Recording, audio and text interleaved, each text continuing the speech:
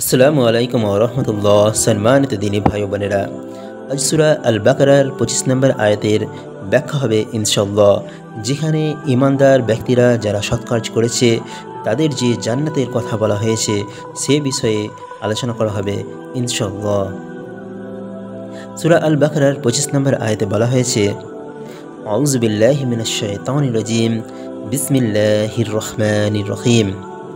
وبشر الذين آمنوا وعملوا الصالحات أن لهم جنات تجري من تحتها الأنهار كلما رزقوا منها من ثمرة رزقا قالوا هذا الذي رزقنا من قبل وعتوا به متشابها ولهم فيها أزواج مطهرة وهم فيها خالدون। যার বাংলা তর্জমা হচ্ছে, আর যারা ঈমান এনেছে এবং সৎ কাজ করেছে তাদেরকে শুভ সংবাদ দিন যে তাদের জন্য রয়েছে জান্নাত, যার তলদেশে নদী প্রবাহিত। যখনই তাদেরকে ফলমূল খেতে দেওয়া হবে তখনই তারা বলবে, আমাদেরকে পূর্বে জীবিকা হিসেবে যা দেওয়া হতো এ তো তাই, আর তাদেরকে তা দেওয়া হবে সাদৃশ্যপূর্ণ করেই, এবং সেখানে তাদের জন্য রয়েছে পবিত্র সঙ্গিনী, আর তারা সেখানে স্থায়ী হবে। জান্নাতের তলদেশে নদী প্রবাহিত বলে এটাই বোঝানো যাচ্ছে যে এর গাছের নিচ দিয়ে এবং এর কামরাসমূহের নিচ দিয়ে নদীসমূহ প্রবাহিত। ইবনে মাসউদ রাদিয়াল্লাহু তাআলা আনহু বলেন, জান্নাতের নদী নালাসমূহ মিস্কের পাহাড় থেকে নির্গত। সহিহ ইবনে হিব্বান ৭৪০৮ নম্বর হাদিস। আনাস ও ইবনে আব্বাস রাদিয়াল্লাহু তাআলা আনহুমা থেকে বর্ণিত যে জান্নাতের নহরসমূহ খাদ হতে প্রবাহিত হবে না। অন্য বর্ণনায় এসেছে, হাউজে কাউসারের 2 তীর লালা মতির গড়া বিরাট গম্বুজ বিশিষ্ট হবে।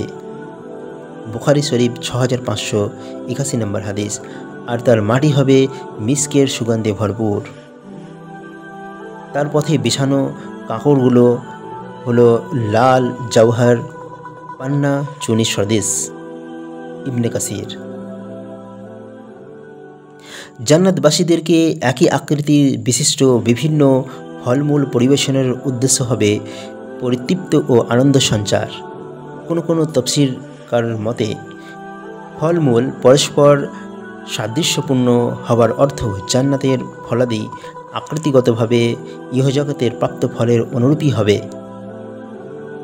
সেগুলো যখন জান্নাতবাসীদের মধ্যে পরিবেশন করা হবে তখন তারা বলে উঠবে, অনুরূপ ফল তো আমরা দুনিয়াতেও পেতাম, কিন্তু স্বাদ ও গন্ধ হবে সম্পূর্ণ বিভিন্ন ধরনের। অপর কোনো তাফসীরকারক মতে ফলমূল পরস্পর সাদৃশ্যপূর্ণ হওয়ার অর্থ জান্নাতে পরিবেশিত ফলমূলাদি দেখে জান্নাতীগণ বলবে যে এটা তো গতকালকে আমাদের দেওয়া হয়েছে। তখন জান্নাতের খাদেমগণ তাদেরকে বলবে যে দেখতে একই রকম হলেও এর স্বাদ ভিন্ন। ইবনে আব্বাস বলেন, দুনিয়ার ফলের সঙ্গে আখিরাতের ফলমূলের কোনো তুলনাই চলবে না, শুধু নামের মিল থাকবে। ইবনে কাসির। মূল আরবি বাক্য আজওয়াজা শব্দ ব্যবহার করা হয়েছে। এটি বহুবচন এবং এর একবচন হচ্ছে জাওয়াজ অর্থাৎ জোর। এই শব্দটি স্বামী বা স্ত্রী অর্থে ব্যবহার করা হয়। স্বামীর জন্য স্ত্রী হচ্ছে জাওয়াজ আর স্ত্রীর জন্য স্বামী হচ্ছে জাওয়াজ।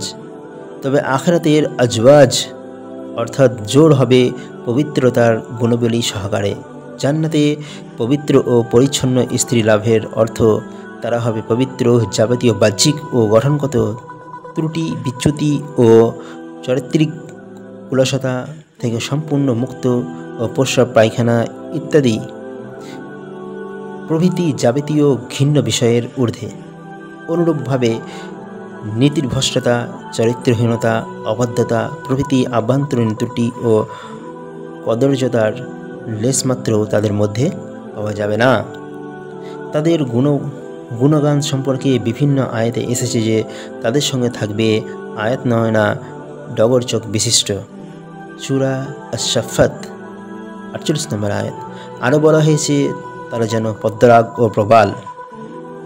সূরা আর রহমান 58 নম্বর আয়াত। আরও বলা হয়েছে, আরও এসেছে এদের জন্য থাকবে ডগর চক্ষু বিশিষ্ট হুর, যেন তারা সুরক্ষিত মুক্তা। সূরা আল ওয়াকিয়া 22 ও 23 নম্বর আয়াত। অনুরূপভাবে এসেছে আর সমবয়স্কা উদ্ভিন্ন যৌবনা তরুণী, সূরা আন-নাবা 33 নম্বর আয়াত।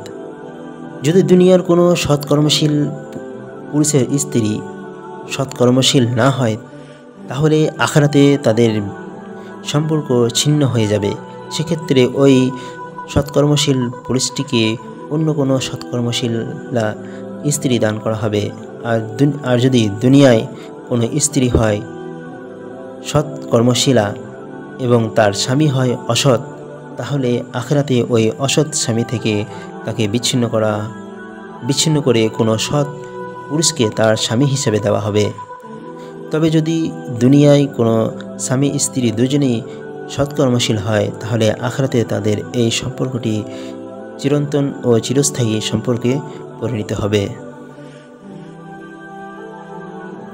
বলা হয়েছে যে জান্নাতের সুখ স্বাচ্ছন্দ্য ও ভোগবিলাস উপকরণসমূহ যেন দুনিয়ার পতনশীল ও ক্ষয়িমান উপকরণসমূহের ন্যায় মনে না করা হয়, যাতে যে কোনো মুহূর্তে ধ্বংস ও বিলুপ্তির আশঙ্কা থাকে, বরং জান্নাতবাসীগণ অনন্তকাল সুখ স্বাচ্ছন্দ্যে এই অফুরন্ত উপকরণসমূহ ভোগ করে বিমল আনন্দ, ফুর্তি ও চরম তৃপ্তি লাভ করতে থাকে।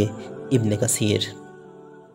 আজকের মতো এতটুকুই। ইনশাআল্লাহ পরবর্তী ভিডিওতে অন্য একটি আয়াত নিয়ে আলোচনা করা হবে। আসসালামু আলাইকুম ওয়া রাহমাতুল্লাহি ওয়া বারাকাতুহু।